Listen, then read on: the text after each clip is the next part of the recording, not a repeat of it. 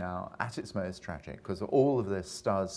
was, the possibility of a shared life or the necessity of a safe, separate life is another way of describing, I guess, the argument that Tel Aviv, this is a grotesque simplification, has with Jerusalem, or the argument that the half of all Israel that wants there to be some sort of, not starry-eyed, utopian, loving honeymoon relationship with the Palestinians, but some sense at least of sharing the same larger world side by side as neighbors of some sort, and those like Naftali Bennett and his like, who believe only in kind of a fortress Jewish existence because of what happened to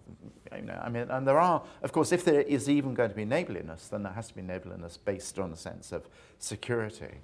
But I mean, a Palestinian who I know quite well said to me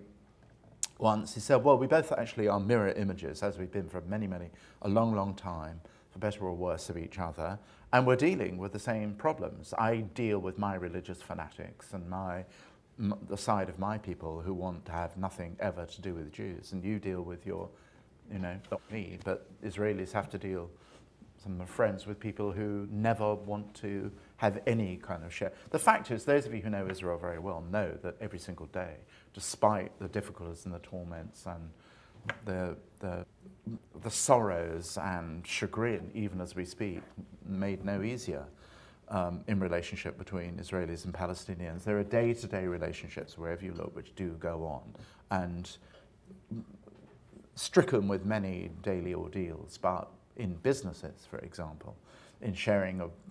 water resources, in science and medicine. I was at the opening of